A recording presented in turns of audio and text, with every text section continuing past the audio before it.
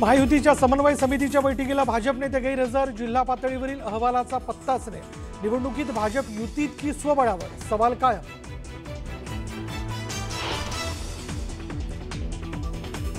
निवडणूक आयोगाची पत्रकार परिषद पाहून तळपायाची आग मस्तकात गेली। आता 100% खात्री पटली की निवडणूक आयोग सत्ताधाऱ्यांच्या हाताचं बाहुलं आहे। राज ठाकरेंचा संताप।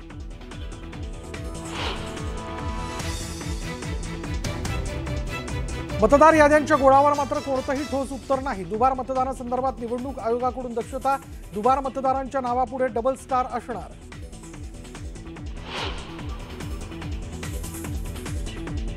महाविकास आघाडीसह मनसेच्या शिष्टमंडळानं घेतली केंद्रीय निवडणूक आयोगाची भेट। आमचा पूर्ण भ्रमनिरास झाला, ही फक्त ढकलाढकली सुरू असल्याचं म्हणत नेत्यांकडून नाराजी व्यक्त।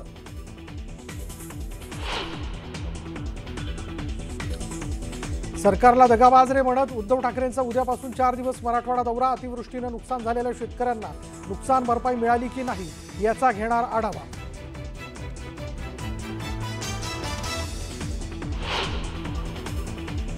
दुधाचा अभिषेक घालायला हा काही देव आहे का? हे असले धंदे करतात, मला मास्टरमाइंड म्हणतात। रामराजेंनी रणजितसिंह निंबाळकरांना सुनावलं, तर डॉक्टर तरुणीच्या आत्महत्या प्रकरणी सखोल तपास करण्याची ही मागणी।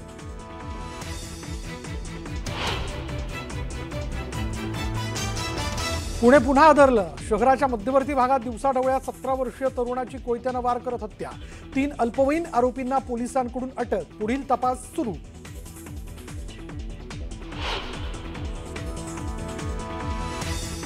कुस्तीपटू सिकंदर शेखला अखेर 3 दिवसांनी जामीन मंजूर। मोहाली इथं सिकंदरला 4 शस्त्र तस्करांसह केली होती अटक।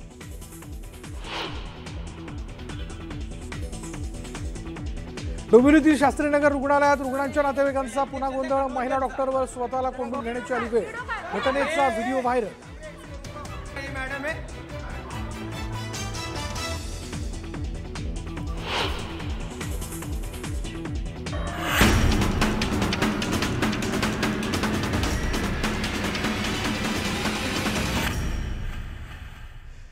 आपण पाहताय सुपरफास्ट 100, पण सुरुवात करूयात एका खास स्पेशल रिपोर्टने।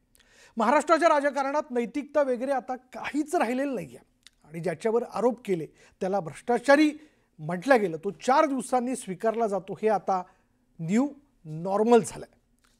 भाजपनं नाशिकच्या ज्या बडगुजरांना सलीम कुत्ताच्या नावावरनं झोडलं त्यालाच पक्षात घेतलं।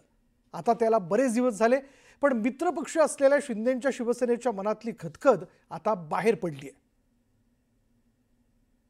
आता सलीम कुत्ताचं जे बॅनर फडकवलं गेलं होतं विधानसभेमध्ये की सुधाकर बडगुजर हा सलीम कुत्त्याचा माणूस आहे, आता कुत्ता वाघ गेला तो भाजपमध्ये गेला, असे होते।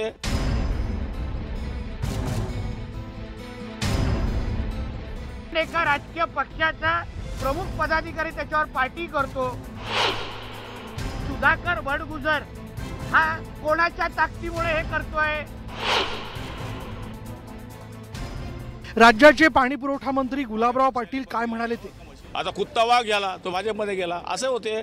महायुतीतील मोठा भाऊ असलेल्या भाजपवरच गुलाबराव पाटलांनी हा निशाणा साधला। पुन्हा एकदा ऐका गुलाबराव पाटलांचं ते वक्तव्य। आता सलीम कुत्ताचं जे बॅनर फडकवलं गेलं होतं विधानसभेमध्ये की सुधाकर बडगुजर हा सलीम कुत्त्याचा माणूस आहे, आता कुत्ता वाघ गेला तो भाजपमध्ये गेला, असे होतं। त्याला काय करणार? त्यांच्या पक्षाचा विषय आहे तो। त्यांच्या पक्षाने कुत्त्याला घ्यावं का कोणाला घ्यावं, माझ्या पक्षाने बकरीला घ्यावं का म्हशीला घ्यावं, हा माझा विषय आहे। आता हे सलीम कुत्ता प्रकरण काय आहे असा प्रश्न तुम्हाला पडला असेल, तर त्यासाठी थोडं मागं जावं लागेल।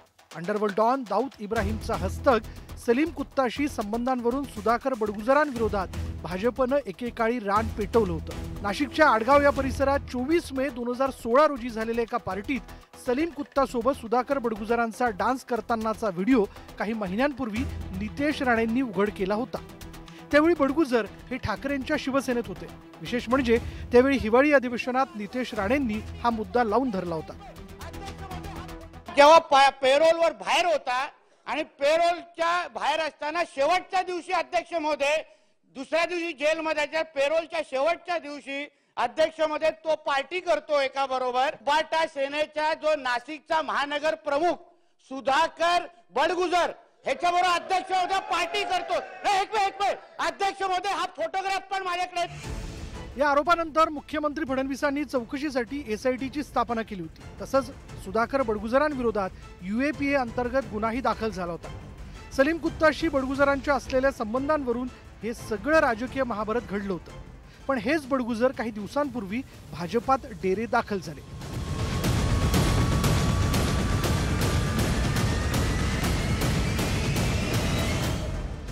आता स्थानिक स्वराज्य संस्थांच्या निवडणुकीच्या पार्श्वभूमीवर भाजपमध्ये जोरदार इनकमिंग सुरू झालं। पण ते मित्रपक्ष असलेल्या शिंदेंच्या शिवसेनेला काही रुचलं नाही।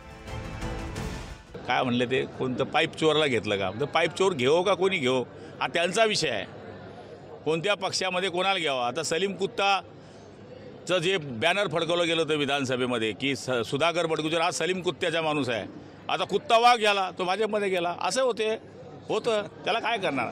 त्यांच्या पक्षाचा विषय आहे तो। त्यांच्या पक्षाने कुत्त्याला घ्यावं का कोणाला घ्यावं, माझ्या पक्षाने बकरीला घ्यावं का म्हशीला घ्यावं हा माझा विषय आहे।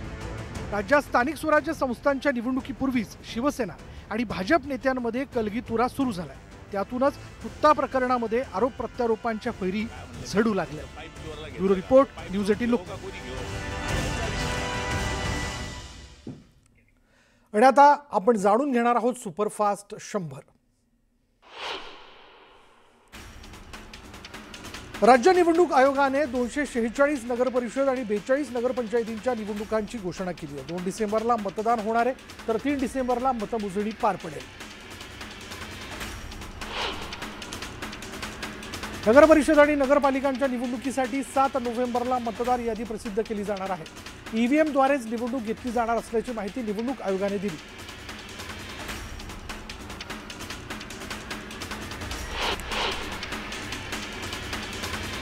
दहा नोव्हेंबर पासून निवडणुकीसाठी अर्ज भरता येणार आहेत, तर 17 नोव्हेंबर अर्ज भरण्याची शेवटची तारीख आहे। 18 नोव्हेंबरला अर्जाची छाननी होईल, तर अर्ज माघारीसाठी 21 नोव्हेंबरची मुदत देण्यात आली आहे। दुबार मतदारांबाबत विशेष काळजी घेतली जाणार आहे। दुबार मतदाराला एकाच ठिकाणी मतदान करता येणार आहे, तर दुबार मतदाराच्या नावासमोर डबल स्टार असणार आहे। दुबार मतदार यादीच्या घोळावर निवडणूक आयोगाने उत्तर देताना टाळाटाळ केली। कुठल्याही प्रश्नांवर आयोगाने ठोस उत्तर दिलं नाही। विरोधी पक्षांच्या मागणीवर निवडणूक आयोगाने केंद्रीय निवडणूक आयोगाकडे बोट दाखवून हात झटकले।